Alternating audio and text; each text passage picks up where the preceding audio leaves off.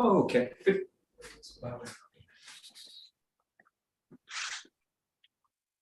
Great. Onegaishimasu. Annyeonghaseyo. All right. We'll do standard one. We'll go look at the seitai, nice and loosening the body. So just work in a vertical line. It's easy.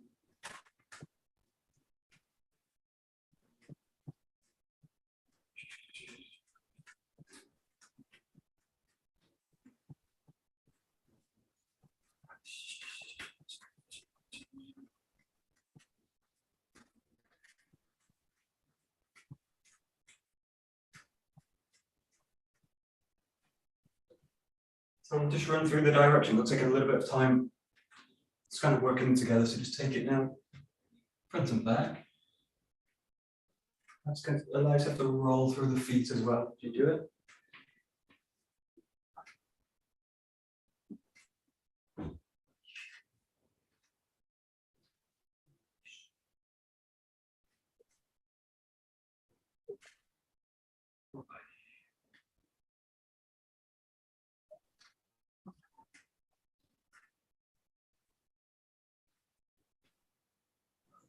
Okay, great. A little bit side to side.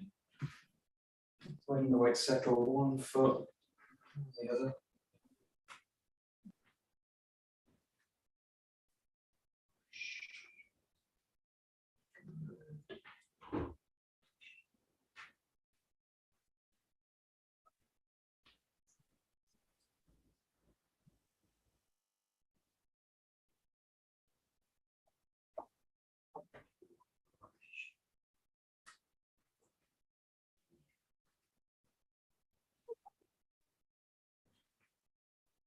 Great, take it to a rotation.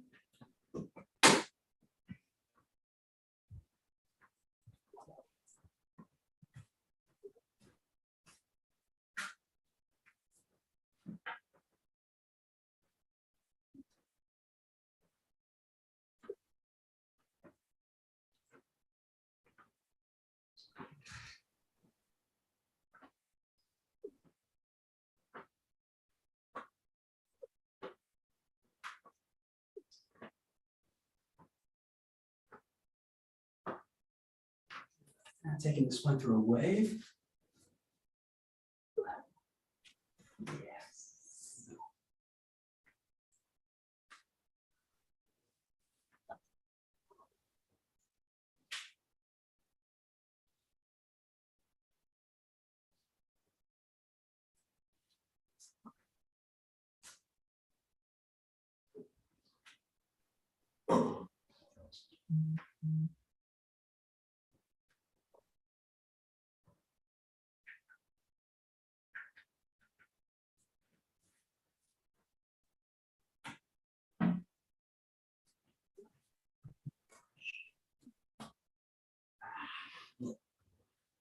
Okay.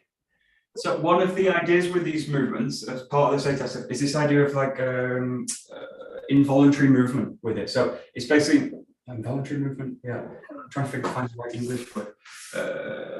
Involuntary is the one I'm coming up with at the moment, which is it's like really following the body. So it's there's a few ways to kind of enter into it, and these directions are used as a kind of method to go into it. But one way to do it, or one way you can look at it, that's a kind of nice way, is just take one of the movements or one of the directions and just let it just kind of go with it. And you either get bored with the direction or you get curious. It's kind of the same thing, I think. Being bored and being curious, and just go somewhere else with it. And just take it, just see where it goes, and just take it, follow that direction on the body. And then you might feel the body go somewhere else, and just follow it. So still working within the directions. I think it comes to kind of, once I kind of catch the motion, it starts to go forwards. You might find yourself kind of cycling between two directions.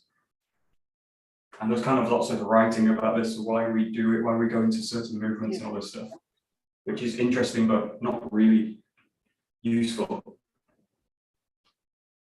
The basic feeling is just kind of follow the body, just see where it goes or where it wants to go. And just kind of follow it. And once you kind of find that new direction, just go into it a little bit more. Take it somewhere else. Now, the advice I got when I learned this was like to close the eyes or to kind of keep the eyes shut, or like half open with it. You can do that. I actually prefer to keep the eyes open with it because the way my brain works, I start to go to kind of imaginary world. But just the main thing is actually feel the whole space as you do it. So just working again one direction. You'll probably find yourself kind of keep going back to one direction. There's probably a reason for it, but really go there today.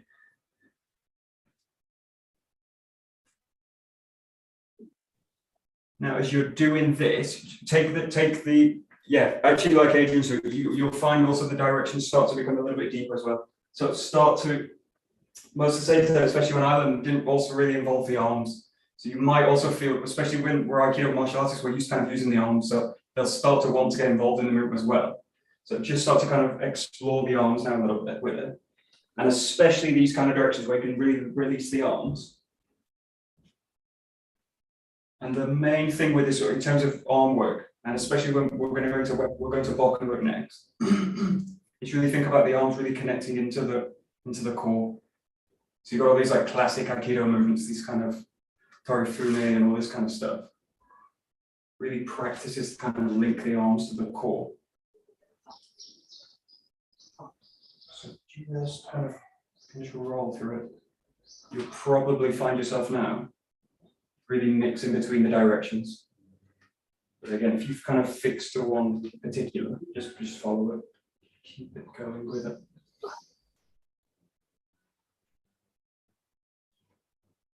And when I kind of learned this as a practice, also we did this for like an hour, this whole practice. So it was like a long process, and you get really bored, like 10 minutes in, I'm getting bored.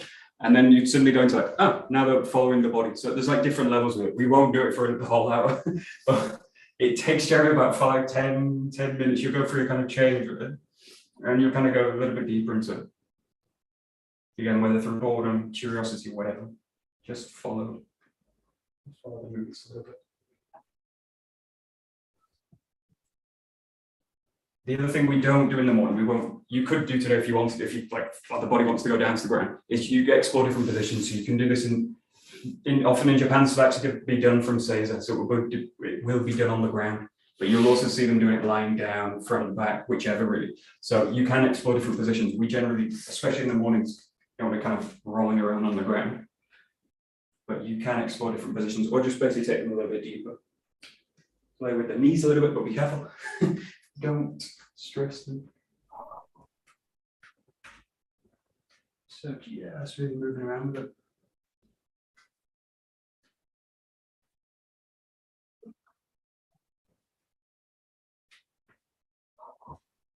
Good, very nice. Yeah, good.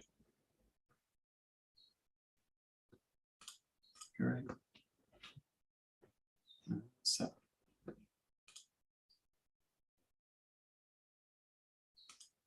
Yeah, good.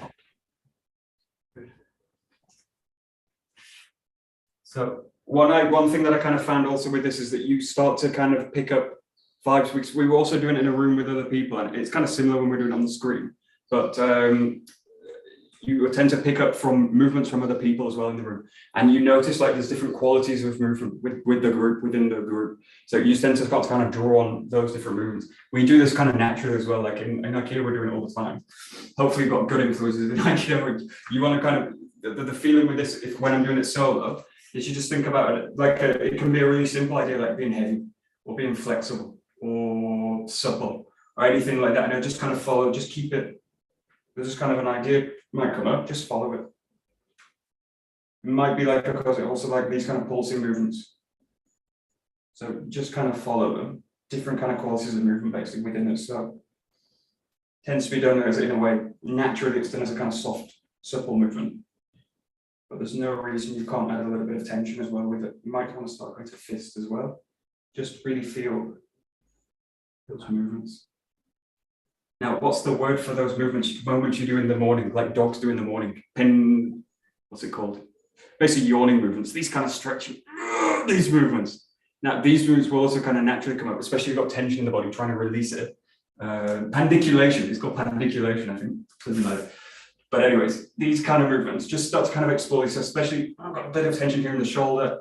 I might just want to kind of just play with that, just kind of getting that kind of knot out of the body a little bit. So it might be usually working with relaxation, but a little bit of tension helps sometimes just to give you a kind of contrast. Might mean the easiest way is kind of making fists and also kind of gripping with the toes, but also you can do that anywhere of the body basically. Just explore that as you do that. That's it. There we go. That's it. Great. Good.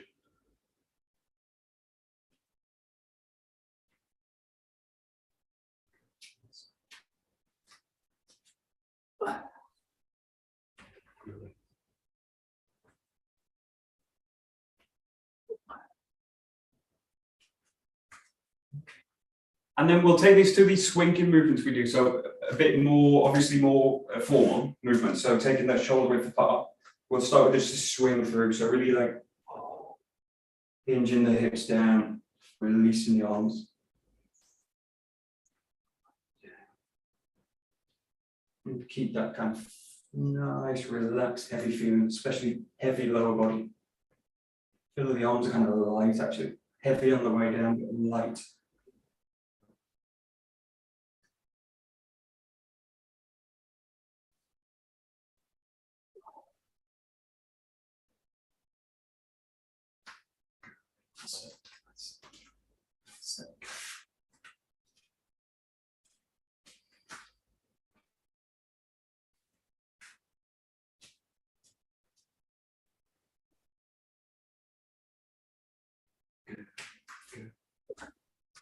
That's it. Yeah, good. Nice.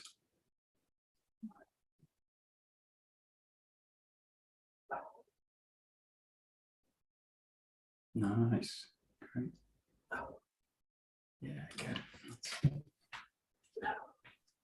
Okay, we'll go to the rotating one. So with the arms out to the side, find the shoulder, find the hip. Really nice ones, kind of open the torso up as well. So releasing the knees, and the shoulders.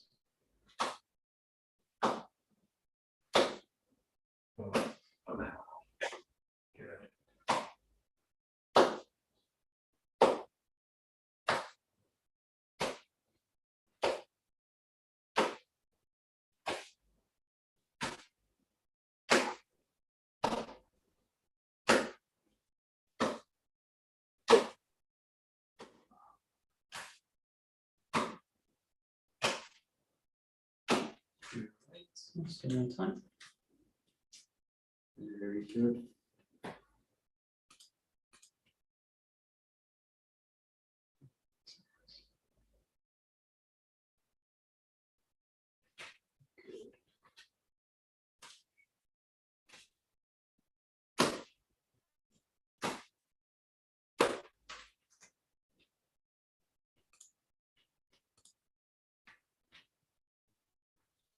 Good. Now take that feeling from this one and just play with the hand. You're going to send it anywhere. So what we're doing with that one is like I'm sending it up to the shoulder. That one just comes down. Now think that you can kind of send it anywhere on the body. So it's at this when I kind of practice this also usually just do this like one hand. You just feel. Now the key to this is don't do it with the arms. It's really easy in a way to like swing and carry the arm. I'm going to do it to the elbow. It's the elbow, but I just think about the arms dead and the hip movement's going to just be that movement to take it to the elbow. I want to go to the shoulder, a little bit bigger, a little bit of a kick up to do it.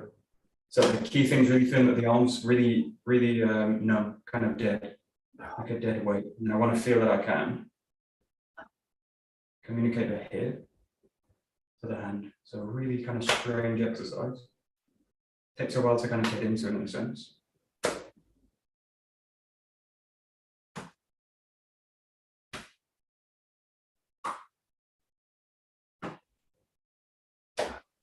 Just if you're doing one side, just take it to the other side as well.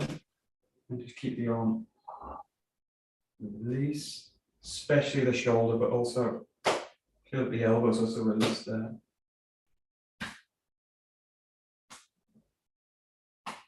So, good.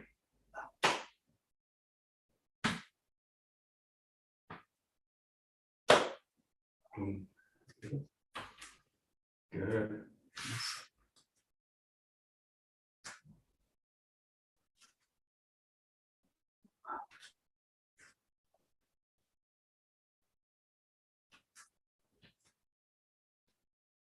Now just take this to practice of basically raising and cutting with the arm. So you can think about like 𝘱𝘰𝘦𝘴𝘩𝘪𝘆, and again, easy. I find it's easy just to work with one arm, but obviously, if you think about kind of holding the sword between the two hands, also just really have a kind of light contact with the arm. Don't think about so much precision in a sense, but just the idea of kind of raising and dropping the arm, raising and dropping the arm. So that same kind of feeling, but really letting the hip govern the hand. So it's probably good, even if I'm naturally going to start to go into more what we do as a 𝘱𝘰𝘦𝘴𝘩 movement. Just for the kind of release and swing the arms, swing the arms. So again, it's that quality, especially in the lift, really light in the upper body, the arms, and that kind of heavy quality in the lower body. So the weight basically drains right underneath and then release it. Release it.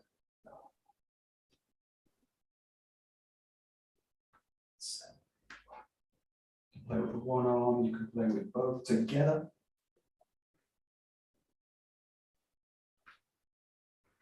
You can also play with, in this case, with like, if you imagine slicing movements, kind of cutting across. What we don't tend to do in the weapon system, in our weapon system, is coming from below with the sword, so kind of roll up with it. But you can also think of that kind of motion coming back down. You do those motions usually with a knife, so those kind of cutting motions. Sometimes we play with those motions, but don't tend to do it with that sword. Yeah, nice. Nice, nice.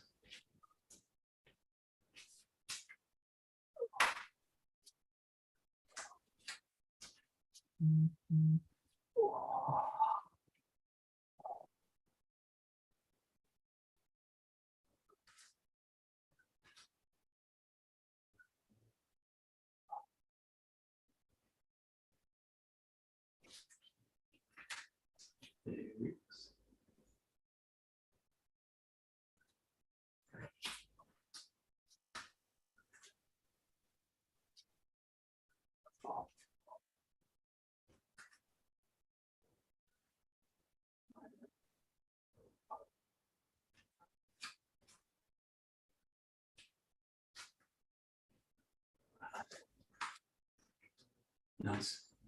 So we'll just take this into like a focused 𝘱𝘰𝘦𝘴𝘩. Well, but keep in this case, keep the kind of wrist loose in this one. So try and keep the joint system loose, but imagine you're basically striking into the head. In this case, it will be like the head there and basically through it. So the feeling that I have with this is like hitting into the meaty part of the side of the body, and basically hitting into the core this way. So keep this light. You can, the easiest way to play with this again is just one hand at a time. And basically with the feet shoulder or hip width, and just that feeling that you're just hitting out the hand. Now you want the hand to be really loose. You're going to get that kind of vibration through it. So you don't want to feel that you're tensing and holding it. Just that you're basically dropping the weight through the elbow. The weight through the elbow. Just mixing one side. Few on one side, few on the other.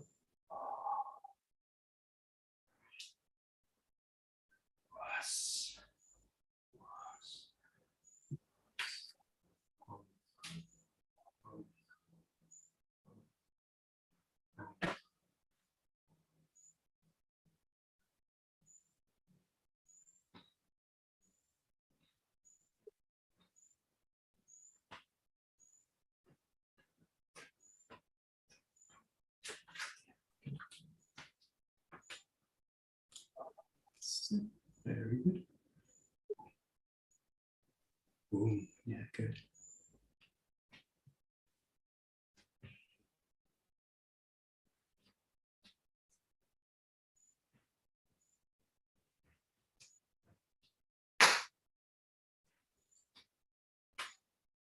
Good, Adrian. Keep going, Adrian. Right. Good. Keep going. Is it hard? Good to do with weight. Good. Good. Nice. Nice. That's it. Good. Okay. We'll go into the sword now, so you can free yourself with your weight. Adrian, we'll go into just working with the sword. So we will just start here.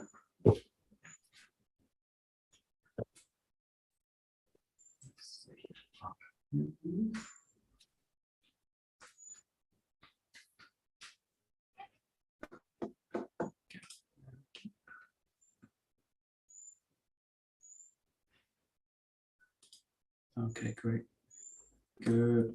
So I was looking today. There's a series. There's a portion of Miyamoto Musashi's text on his strategy, and it's about the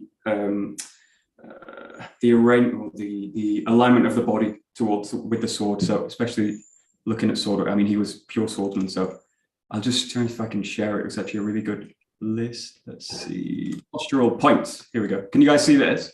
Yes. Won't do too much too. So it's basically a paragraph. I've just divided them so they're really like divided like bullet points in a way, the way he does it.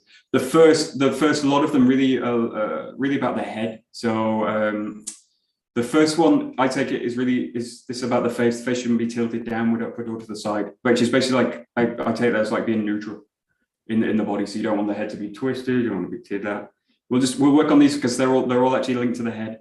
This thing about the gaze comes up again. So the gaze should be steady. So this idea, like you don't want the gaze to be like frantic. You want it to be really like open and relaxed and steady in that sense. He's got this thing about wrinkling the forehead, like bringing the eyes up. It's basically make a furrow between the eyes. Like all the paintings you'll see of Musashi are like this, with the eyes basically brought together this way. And this idea of like narrowing them and narrowing them, trying not to blink, all these kind of things. So these are all about that. And then so all of this is all about the face basically, and then this idea of keeping a serene expression. Now I noticed this also in Japan when you train with people, it's like this almost like a mask, like there's no like personality there. It's like like a kind of ghost mask in a way. So it's a kind of odd feeling. And then this nose straight, chin slightly forward. Just look at that as you do it. We'll go through the others, but they're kind of interesting. But just look at this. Go into kamae. Just take yourself into kamae and just move around with it. So we'll do this as a kind of moving practice. But just notice again that all those points about the head. The main one, that first one, is this about being neutral with the head. So just notice as you kind of move around and kind of track different objects and track them with the tip of the weapon. Try and keep a sense of neutrality through the body. And the sense really that the head's really aligning with the spine all the time. So whatever move you make, now you don't want to feel that it's kind of jammed. And then I'm like, it's kind of fit. So it should feel in a way natural and neutral in terms of movement. So just play with those slightly. Again, this idea of keeping the face relaxed. I don't want to kind of add tension into the face, all this kind of stuff. So and the kind of the feeling in this is like I think about water basically drain, like you're in a shower. Water kind of draining off down the face. So that sense of like dropping in. There.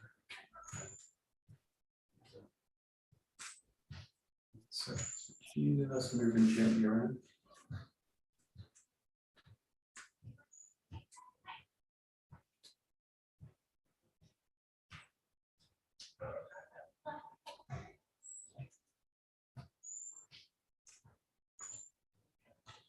Okay. Good.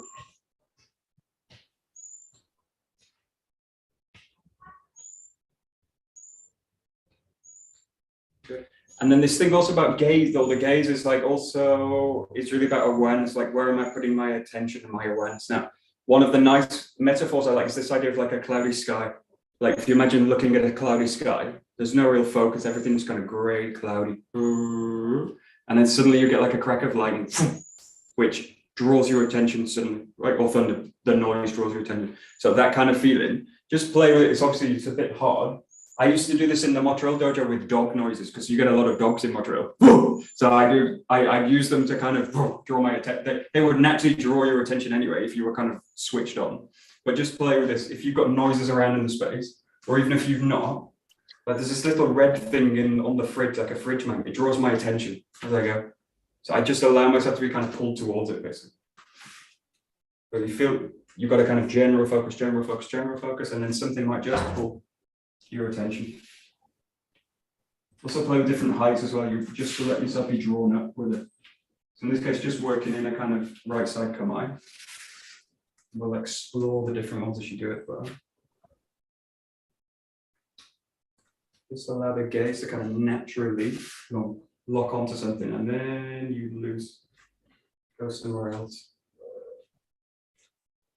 and then go somewhere else. Step. Good.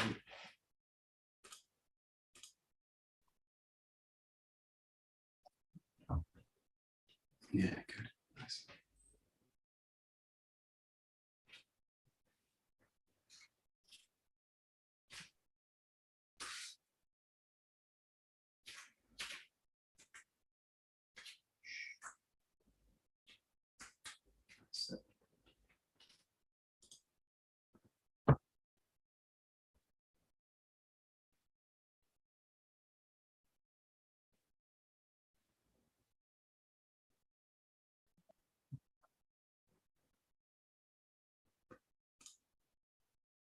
Good. Okay, we'll just look at the next two of these postural points. They're actually really interesting. These are actually really relevant for us, especially in this style. The first one is a really nice one. I like this one. It's this one. That the back of the neck should be straight with the strength focused in the nape of the neck. So that sense of really lengthening up the back of the neck. So this idea also is like that feeling that you can soften the front of the neck. So the chin doesn't go into like tension here. The chin's like stuck. So I'm feeling kind of naturally like lengthening up the back of the neck. And then the next one for us is also really a good one. Feeling the whole body from the shoulders down as one. Lower the shoulders, keep the spine straight, and do not let the buttocks stick out. This is a great one for us, especially in our style, because it's a really, really, really common thing you will find in the style to stick the bum out as you do it. So think in this one, the best thing in this case I think about is the tailbone. If you can kind of find the tailbone there and think about you probably have a little ball at the back of the neck, or at least I do, little pointy ball right at the base of the skull. So that kind of point, think about that point, and think about the point at the tip of the tailbone. Think about a kind of lengthening of that. Now, I don't want to make it a straight line, so it's because the spine's not straight, especially in my case, my spine's not straight.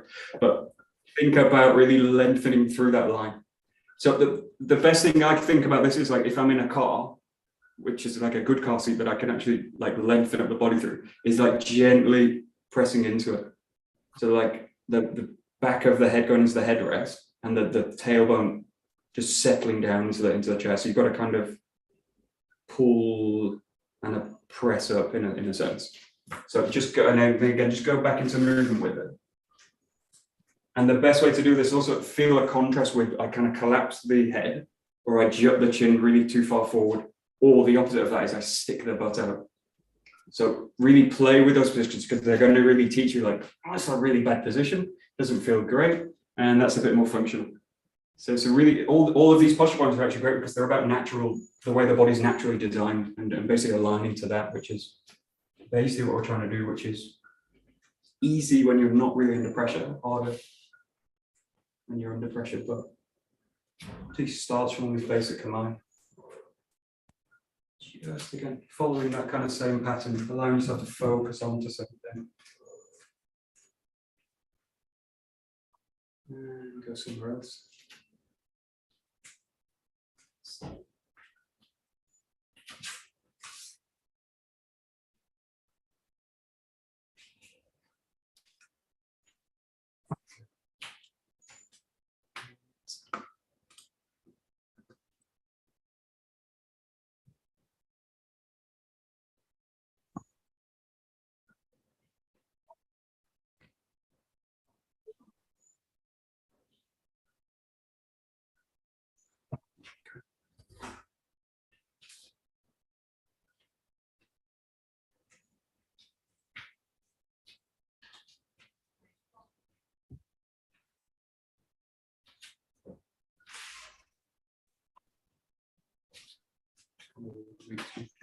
good.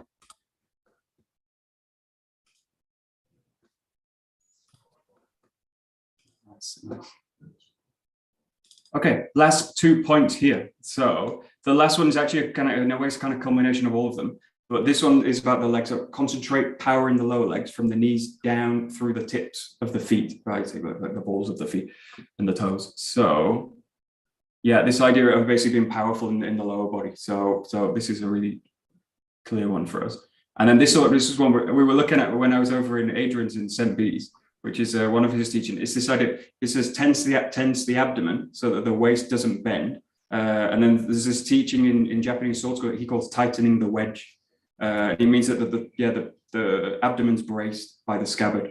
So you've got the two swords, you've got the long sword and the short sword, and it's basically this idea that the abdomen would actually be braced in a way that you can't basically pull the sword out without basically a release in it. So we were playing with this a little bit with Adrian in the school. You basically, you can only really do this if you've got a hakama, but the idea that you place the sword in the scabbard, and it's basically, I can brace the abdomen in a way, I'm not kind of tensing it, but I'm just kind of filling it.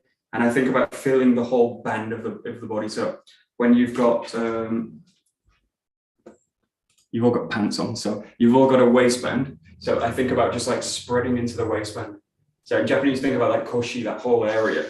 This is great. This is one of the great reasons of the hakama, why I really love wearing them for weapons, because it creates this whole band around around the body, and it's particularly around the back as well. So you get that koshi that goes into the back of the spine, and then this kind of wrap around. So we just talk about the hips in a sense. Think about the kind of this whole band around the body, and that sense it's just kind of gently braced. It's not tight, and I'm not kind of the main thing with that is I get from that is the legs are really strong, and that naturally, once I kind of fill the legs up with the sense they got bounced and filled up, this area is going to kind of switch on naturally, and then actually through that the arms can start to be light.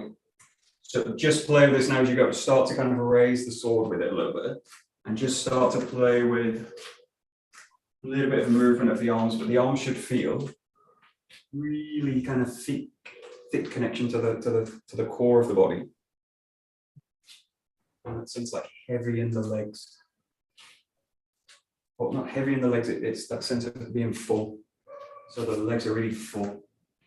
There's no sense of them being kind of wet and limp. They're really like full, strong position.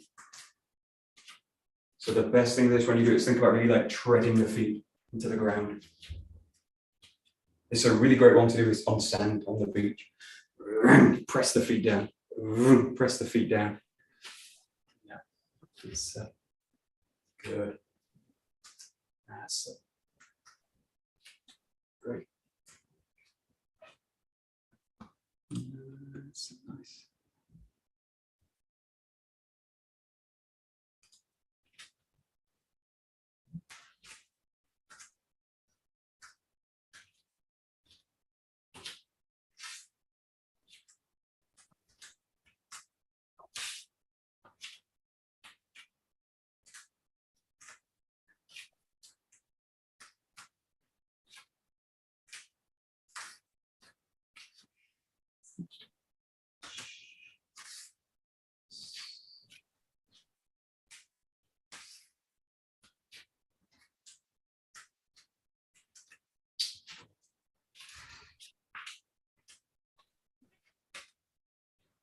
Very nice.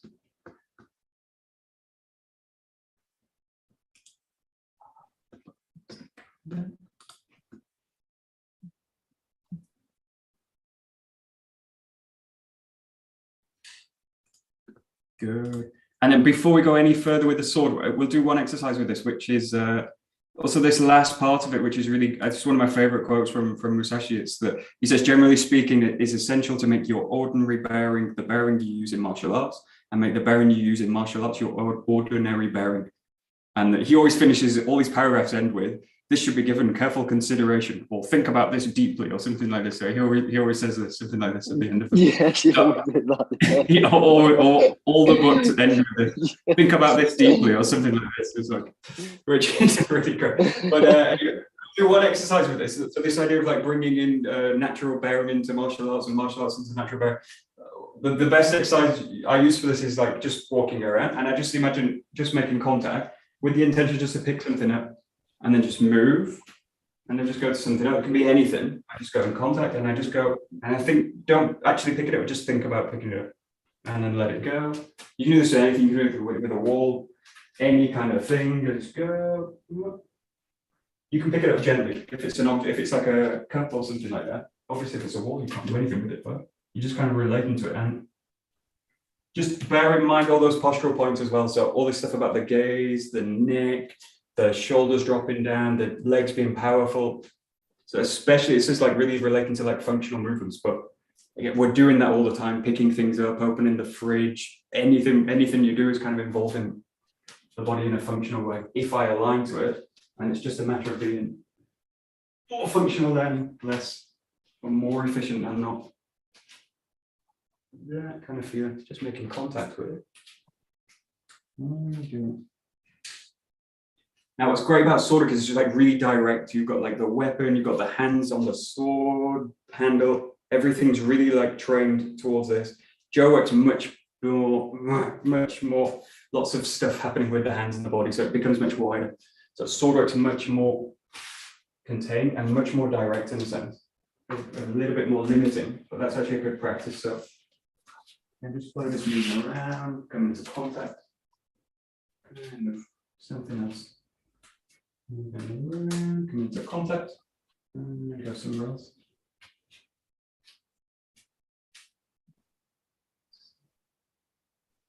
Good.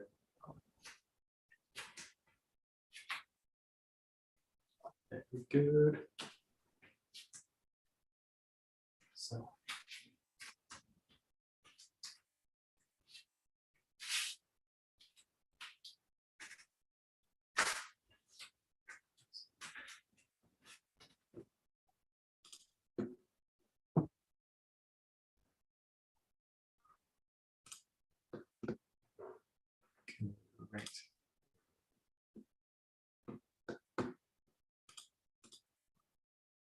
Great. Good, great, perfect.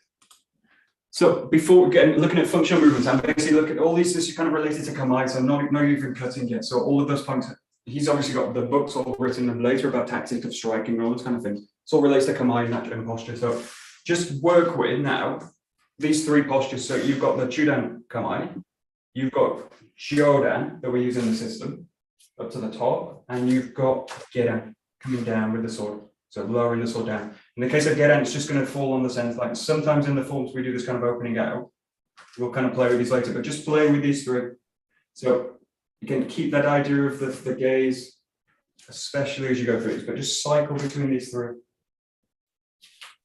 You've got mid-level, you've got high level, and you've got low level, basically.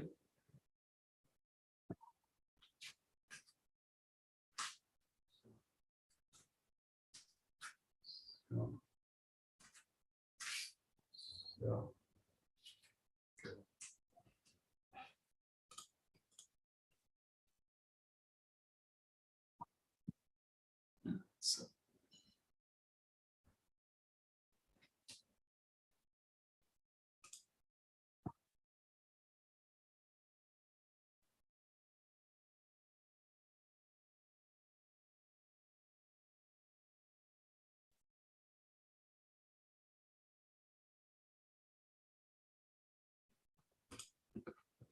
Great.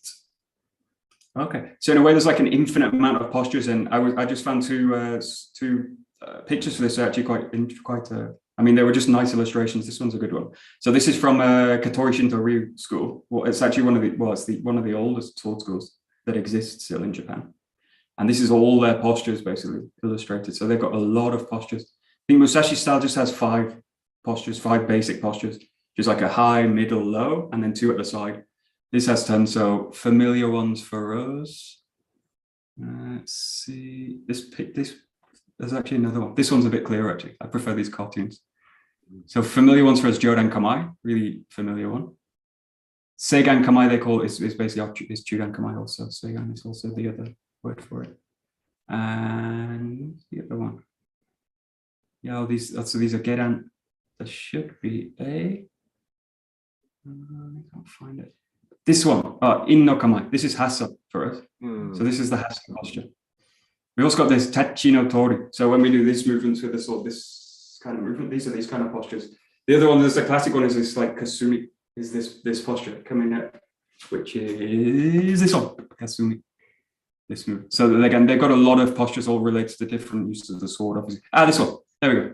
This for us is it's like a 𝘥𝘰𝘦𝘴𝘩, where the sword comes to the back. If you think about number 3, sword coming to the back hip. So see all these postures, and they've also got kneeling forms, all these kind of stuff. So all variations on basically a simple set of movements. So just play with this here. We'll again just cycle through various postures. Don't think too much about them, but it's just like this kind of position. The main thing actually is again finding the position, settling into it, and just kind of running, not running through them literally through those postural points, but just bring your attention to them. You can come into any position with the sword. All of them will be an adaptation to those postural points. I want to fit them into the posture so that it feels comfortable. You want to feel that you can really kind of hold that position and basically settle into it.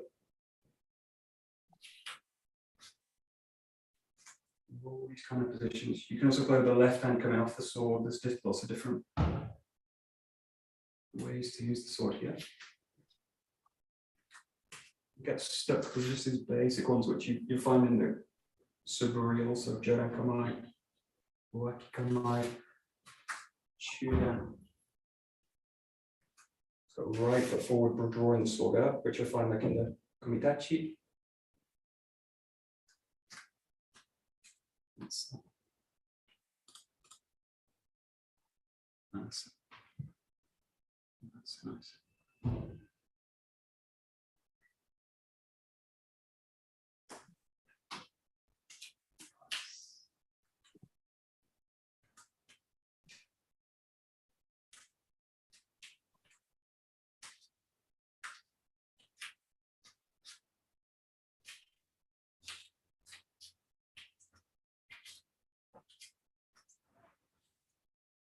Nice.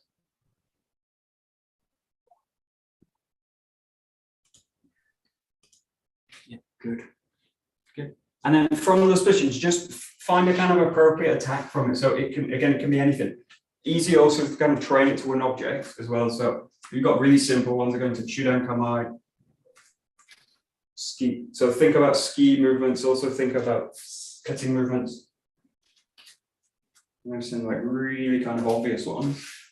Just move. Find a strike from it. Find a attack from it. From the kamae, attack. So basically, this is allow the kamae to actually settle on a target. Everything locks on, and then you go into it. Find a new target. There we go. New target. There we go.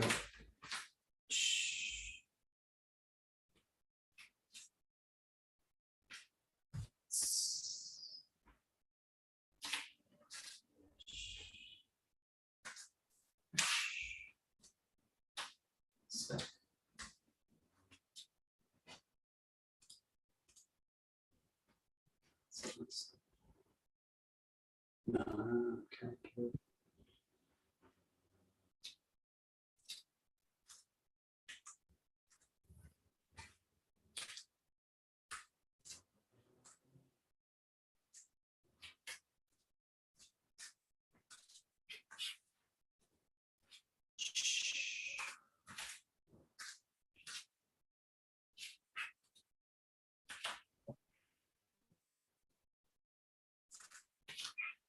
Ooh.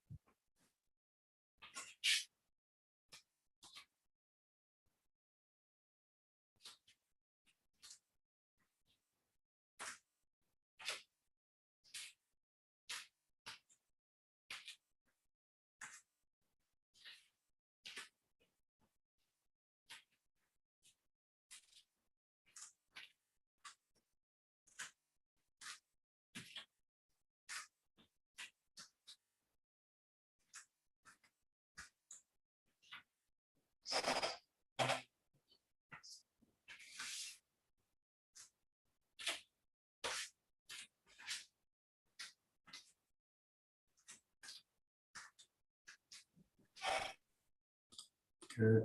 Okay, we'll just take this into a really simple practice. So just working with 2 𝘱𝘰𝘦𝘴 strikes. So work from a 𝘥𝘰𝘦. We'll do this straight away in dynamic kind of form. So for just finding that kind of controlled posture.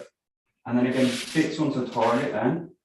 You 1 𝘱𝘰𝘦, 1 second. Yeah. Do this from left or right to start. You just mix them in. Again, what's those main points like the neck, dropping the shoulders, feeling the legs. And then go 1, 2, release. Straight 1, 2.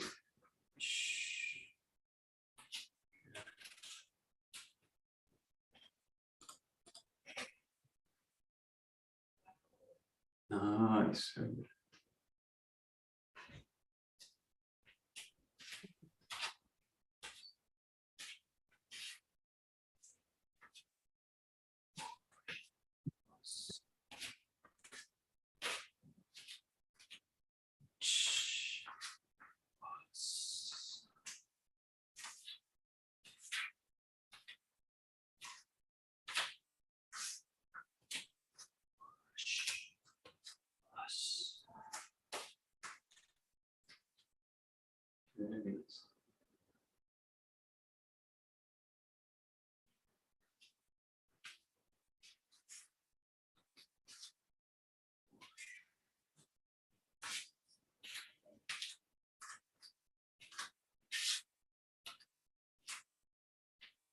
Good. Now take this into a flexible practice. So the idea with this, we were playing also with this with Adrian's guys when I was over. This idea is that they will basically go through with the 𝘱𝘰𝘦𝘴, it will be blocked and then it would flow off into the next one. So basically release the attack here and then flow straight away into the next one. So the feeling here is, imagine as I come in, my sword gets blocked during the cut, I release it and I cut straight away again into the other one. Again, you can start left or right with this one. You can do both ways, but the feeling is as I cut, this gets blocked and I float straight away into the next one. The cuts would be for the head in this case, but you can either complete them or just control them at the top of the cut.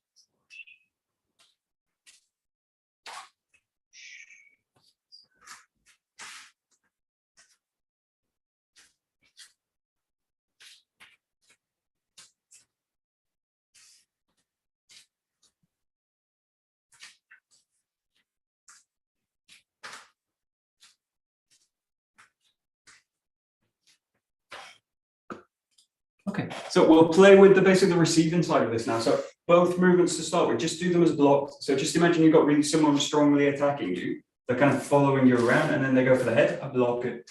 And they go again and I block it. So I'm not thinking about kind of cutting or cutting through it or finishing the encounter.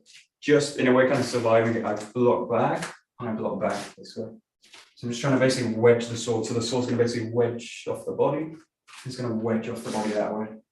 The key thing here is keeping the body flexible enough that I can really roll the hips back. So I'm kind of moving. I might be going forward and then just really kind of shot back. Boom. Boom. Both blocks in the head. Boom, boom. So.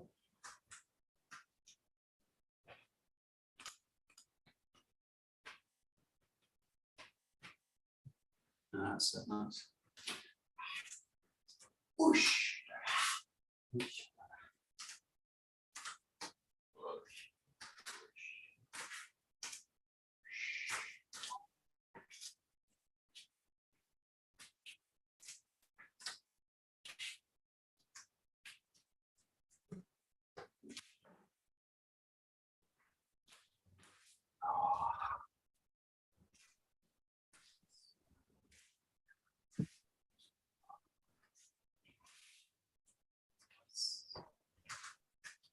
Good. And last couple of minutes, you can obviously play with the basic finish for this, but think that you're going to block the first strike and then finish the encounter or something like this. So you've got the basic we usually work, which is like blocking back on the right side, coming back, finishing with a cut, basically slicing through the person this way, through the sword.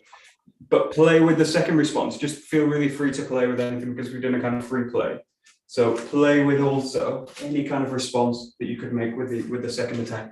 Again, start with both sides. So play with starting on the left side as well. So you've got different responses on that side as well. But just kind of just feel what happens and really, in a way, going back to the kind of Seitai work we were doing at the beginning, just follow where the body's going and try and fit the movement of the sword into that body work. Really, in a sense, got to imagine someone really pressing in and attacking. Bang, and where I need to go to kind of fit into the movement. Good.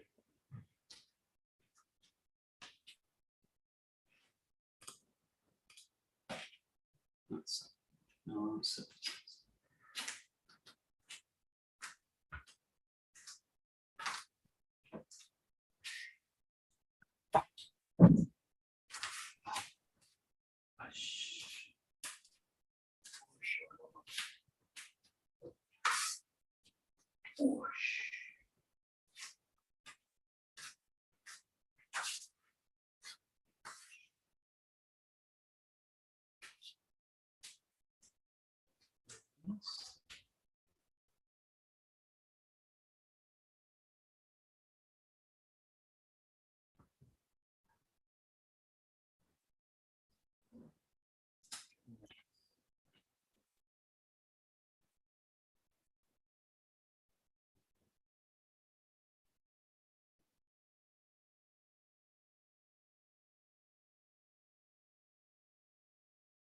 That's nice.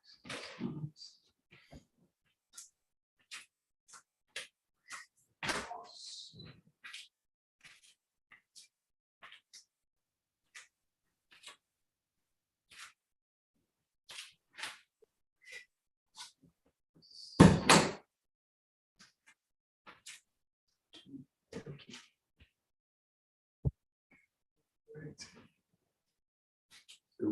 Okay, perfect. Very good. So obviously those are really great exercises to play with a partner. They're really fun to play with. You can really just go for it, and start attacking each other. As long as I know the person's ready to block, boom, and then I can just start to go faster with them. But the key to being able to do that exercise with 𝘗𝘢𝘴𝘦 is all that beginning stuff, which is a kind of boring stuff in the beginning.